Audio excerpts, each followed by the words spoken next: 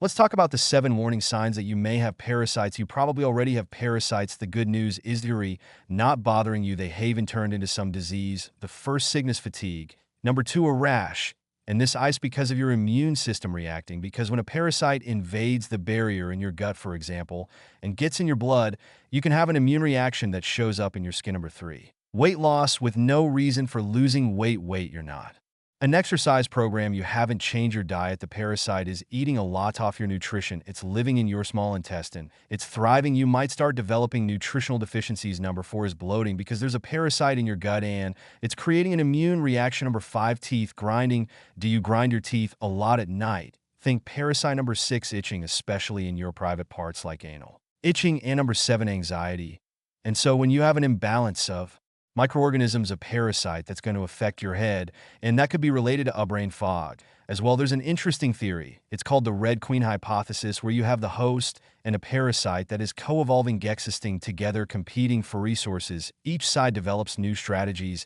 And for example, if we never had parasites or pathogens which create infection, it would never force us to become stronger to develop certain strategy, IES of survival. Your immune system learns from it and becomes stronger. So the next time you're reinfected, you have antibodies sitting here waiting to defend you. Our immune system develops a defense against parasites. There's all sorts of chemicals that are released by cells to help kill the worm or whatever organism they're ice. And the flip side, parasites have their own strategies. One strategy is to evade your immune system, and one way they had is to downgrade your ability to absorb vitamin D. In fact, 10% of all the genes that you have are associated with vitamin D, and vitamin D also controls a lot of the T cells, thiones, that are the quarterback that control and coordinate your immune system. Another wild strategy from a parasite is to change the behavior of the host. One example of this is something called Toxoplasma gondii, which causes the rodent, the mouse, to become fearless. So it will be more likely to be beaten by a cat because Toxoplasma gondii only can thrive in cats,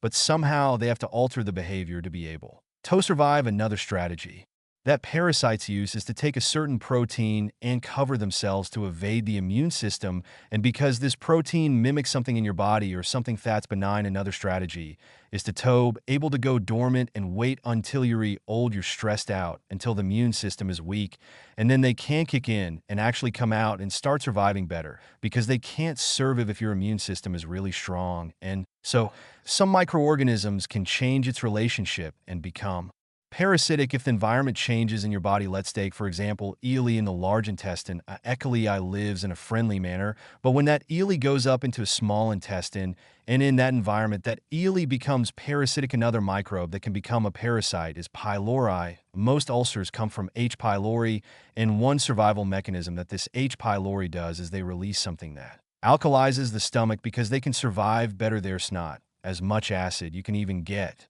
a parasite from breathing dirt particles in the air from some construction because there's a lot of microorganisms in the soil. Or what about you have a pet, a cat or a dog that sleeps with you that you kiss? Animals are outside. They can pick up a parasite and they can very easily give you a parasite as well. Another way to get parasites is when you take antibiotics, for example, you literally kill off the good bacteria and the bad bacteria. This really puts you at a major risk immune-wise. Also realize if you consuming a lot of refined sugar and junk, you're going to feed these parasites, right? That they love that refined starches and flour products. You want to get rid of all that. Now I want to get into what to do if you actually have parasites. What can you do to clean them out or kill them and remove them from the body? These herbal remedies will kill these microbes as a natural antibiotic. There's certain side effects. You can get constipated and you can even get like symptoms for like 2 weeks. I'll tell you really what to do to prevent the negative effects. Take something to keep the bile duct open and free-flowing, and I will recommend finding a product called TK. TK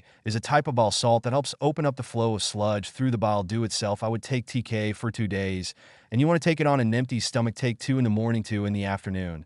Then you can roll into what I'm going to say next, which is a series of natural anti-parasitic herbal things and foods to help purge and kill parasites directly and indirectly. What you're really trying to do is get rid of the excess of these parasites to the point where your immune system can then take hold and take over and regulate it.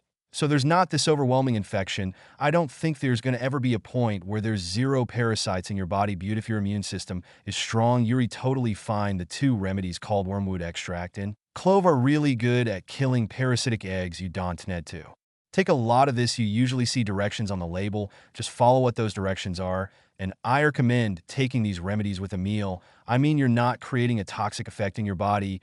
You're just taking enough of these to make it very uncomfortable for these microbes to exist. Because all the remedies I'm telling you are antiparasitic, the next really important remedy would be black walnut extract. I don't know if you've ever seen a black walnut. We have several trees in the hall. It is so bitter, and it is this incredible strong odor that is very anti-parasitic. The next thing, and I'm going to recommend to have teas in your food, is 2 or 3 garlic cloves a day. Garlic, hands down, is one of the most anti-parasitic remedies in existence. That would be the basics. There's other things you can take too, like oregano oil. That's another good one, but you don't necessarily always need to overdo it, because just like it can kill off a parasite, it can create a reaction on your body as well if you're overdoing it. Even pumpkin seeds, right? There's aspartame chemical that's really good for parasites. It actually causes paralysis of the parasite. As far as a probiotic, I just would include daily fermented vegetables, raw sauerkraut, kimchi, kefir, and lastly, we do not want to forget this vitamin D. Remember, the parasite downgraded the vitamin D receptor so unless you have enough vitamin D, your immune system might not be strong and auto deal with it.